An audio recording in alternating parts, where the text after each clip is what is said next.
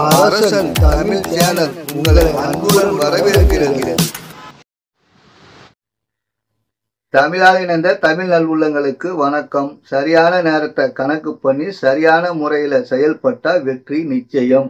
விடாமுயற்சியும் கடின உழைப்பும் இருந்தால் வாழ்க்கையில் இழந்த அனைத்தையும் திரும்ப பெற முடியும் என்ற உதாரணம் தான் இன்று உலகின் முதல் 20 டயர் கம்பெனியில் ஒன்றா இருக்கிற எம்ஆர்எஃப் கம்பெனியை உருவாக்கிய திரு கே.எம். மாமன் பற்றி இந்த பதிவில் நாம் பார்ப்போம். இது போல பயனுள்ள தகவலை உடனுக்குடன் தெரிந்து கொள்வதற்கும் தெரிந்தவர்களுக்கு பகிர்ந்திடவும் நீங்கள் நம்ம சேனலை சப்ஸ்கிரைப் பண்ணிட்டு பக்கத்தில் வர்ற பெல் ஐக்கானையும் ஆளுங்கிற சிம்பிளையும் ஓகே பண்ணிடுங்க.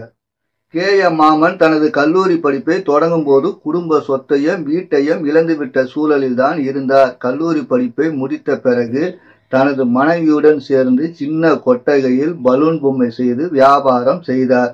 கே.எம். மாமனோட ரிலேஷன் ஒருத்தர் டயர் சம்பந்தப்பட்ட பிசினஸ் செய்தவருக்கு உதவியா சேர்ந்து டயருக்கு யூஸ் பண்ற ரப்பரை பத்தி முழுமையா தெரிந்து கொண்டார்.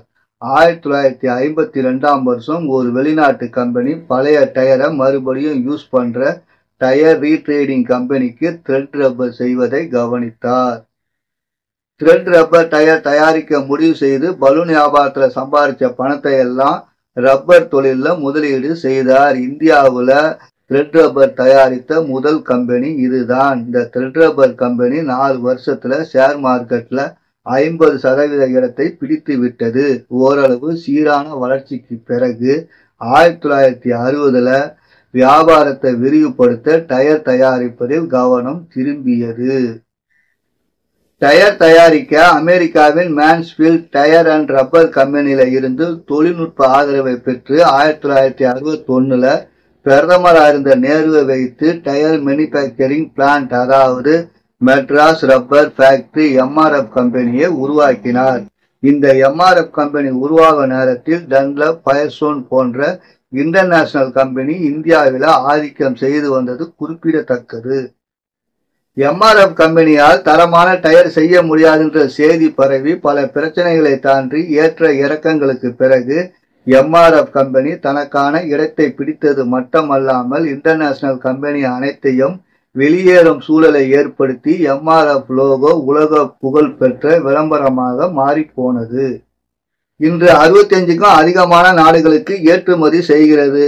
உலகில் முதல் 20 டயர் கம்பெனியில ஒன்னா இருக்குது. 2 வீலர்ல இருந்து போதுமான டயர்களை உற்பத்தி செய்கிறது.